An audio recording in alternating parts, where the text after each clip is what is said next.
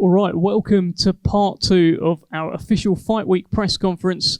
Tommy Fury returns Friday night live on BT Sport. It's fight number 4 for the Fighting Fury, the brother of Tyson. Tommy, lovely to see you. How you doing? Yeah, I'm very well, mate. Happy to be here. Happy to finally be coming back to the ring. It's been a long time off, but just happy now. We've got a date. It's on Friday night, and all the training's done and fit and ready to go. Considering you've been doing some ads for McDonald's, you're in some shape. Yeah, I've been having a few burgers along the way, but nobody has to know about that, do they? No, I mean, the best shape I've probably ever been in. Physically, mentally, everything's there. The preparation's been done. And I'm just going to show everybody levels. I think that's the key word to use. The levels that I've gone up since my last fight. I've been learning, I've been grafting in the gym, and I'm ready to show it all on Friday. You've been training. I mean, it's not every fighter gets the benefit of getting to train with the world heavyweight champion Tyson Fury. You're getting his wisdom. You're getting the wisdom of your father, John. Sugar Hill's been in camp as well. What a team you've got around you, huh? Yeah, definitely. I've got a great team. My dad, Sugar, Tyson, Lyndon, everybody. Everybody that's helped me and my team.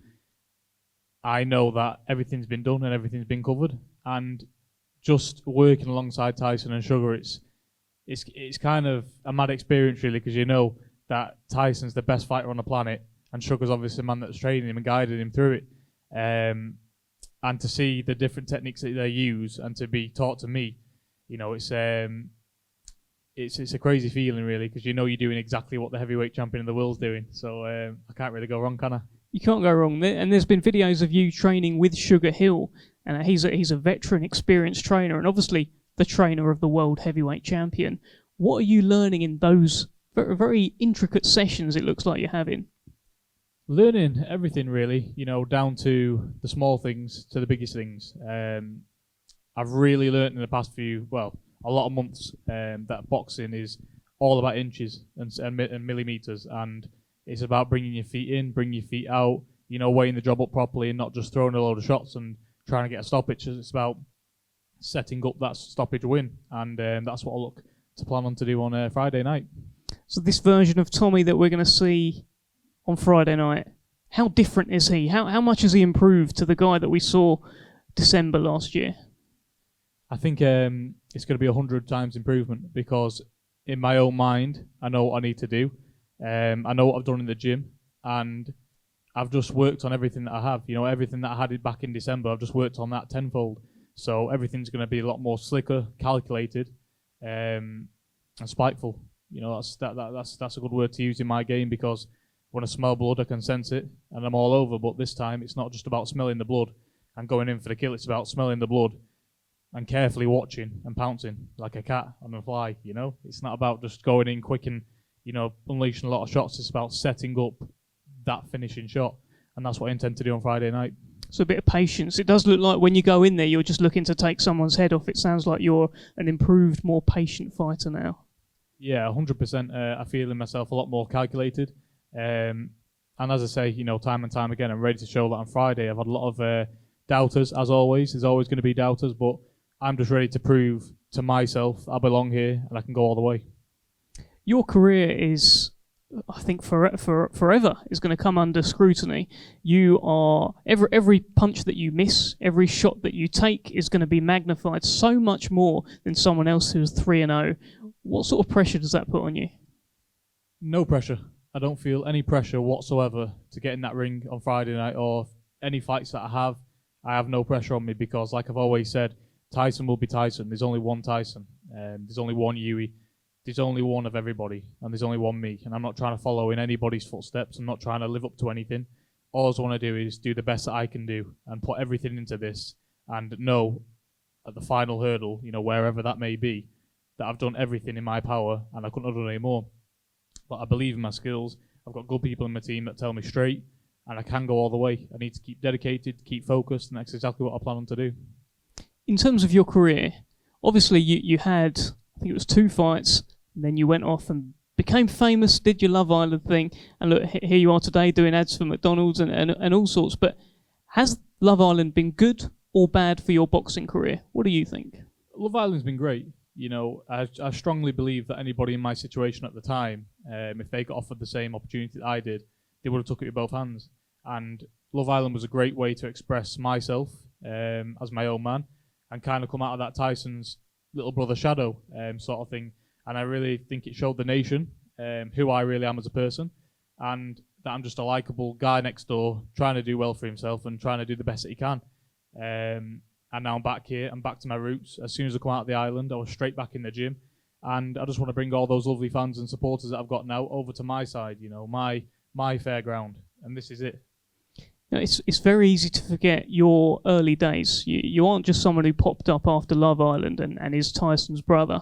Early days, you were in that Fury gym. You were getting knocked about by Tyson, Hughie Fury, Tom Aspinall. I think there were all sorts of guys, and you were just a kid taking these shots. Tell us about that. Yeah, way back when in the gym, I'll never forget it. It was kind of my building blocks for where I am now. I used to go in the gym 14, 15, 16, 17, and get absolutely smashed to pieces off big heavyweights, 6'6", 6'9", 6'8", whatever they was, 18, 19 stone, and there was no, take it easy, mate. He's only a kid, just let him learn a bit. No, the instructions were try and knock his head off, try and knock him spark out, because this is boxing at the end of the day.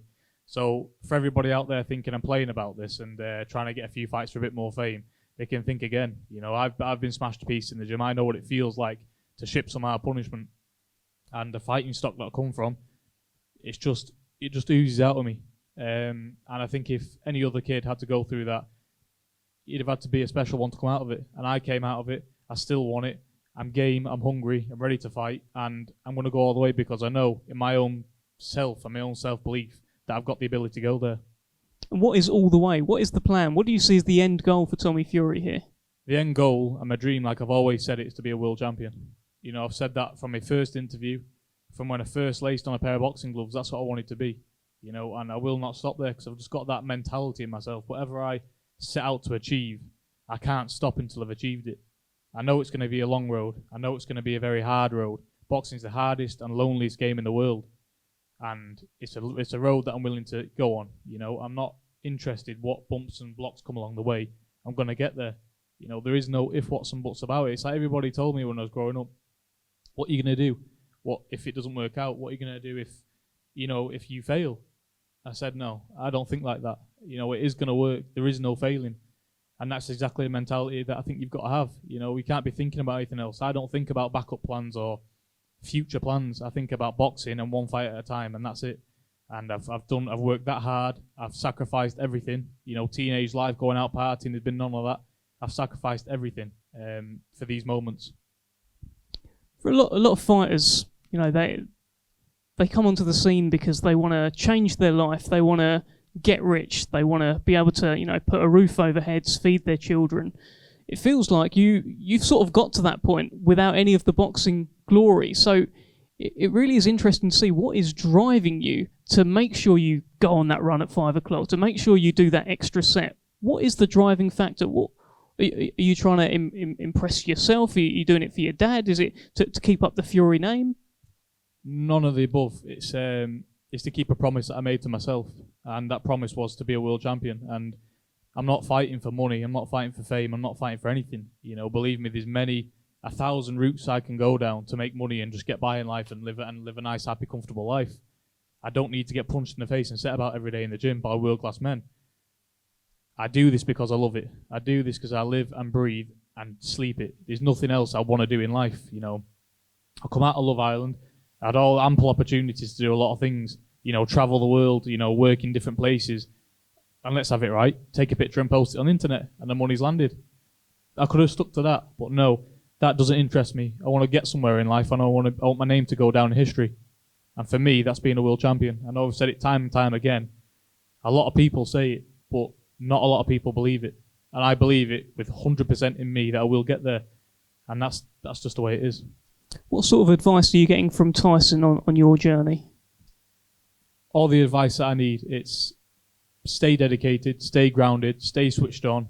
And I believe that is the key elements to success. A lot of people have the talent. A lot of people, do well. But somewhere along that line, they drift off. Somewhere along that line, they get distracted. And the key for me is to not get distracted, just to go to the gym every single day, put my all in, put 100% in every single time, and stay dedicated. And I believe if I do them things, which I will, there's no stopping me. There is no stopping you, and we're looking forward to seeing you on Friday. Before I let you go, Tommy, I just want to ask you about, we were talking about Tyson. I saw some reports the other day, you mentioned Deontay Wilder's comments, and he shouldn't be saying this sort of stuff. There's talk about floppy gloves and spiked drinks. Just tell us your thoughts on that. It's true, everything that I've said on Deontay Wilder's comments, I back 100%. As a role model, as a world champion, you shouldn't be coming out with excuses like that. You train to spike your own water. Your own trainer that's been there since day one. Tyson had a brick in his glove, but then the state commission's at the side of him until he goes in the ring. All these excuses, they mean nothing. They're not going to put a win on his record. He lost the fight. And I like Deontay Wilder. I think he's a great fighter, but I think he's ruining his legacy with all this smack talk. It's not comments that a world champion should be coming out with. And at the end of the day, I just think he should swallow the pill, get back in the gym, and try and do whatever he can in the sport. He's been a world champion, just try and come again. You don't need to say all these things to make in your head feel better about the loss. You can't do that, and that's just how it was. It was actually a couple of months ago, I think, his younger brother, who boxes as well, Marcellus Wilder, he came out with the comments as well. We put an Instagram post out. He talked about Deontay having a dent in his head, as revealed in the autopsy, he referred to it as. Tell me this, right? He's not too dissimilar in weight from yourself. Tell me if I'm getting carried away, right? But if Wilder Fury 3 happens, maybe it isn't Tyson and Deontay. What if it's Tommy and Marcellus? How about it?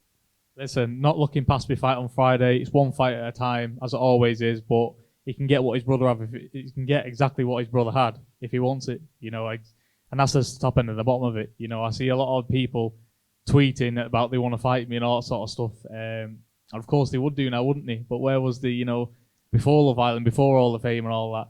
But if Wilder's brother wants to start popping up and letting some stuff go, then I'll let my own stuff go. So I think he better stay safe and sound in America if I was him. Well, Wilder Fury 3 may well be happening.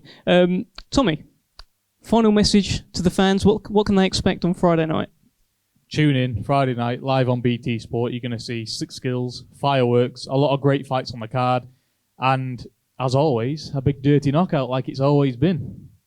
It's promised. It's Friday night. It's live on BT Sport. Tommy Fury is back. Fight number 4. We'll see you then.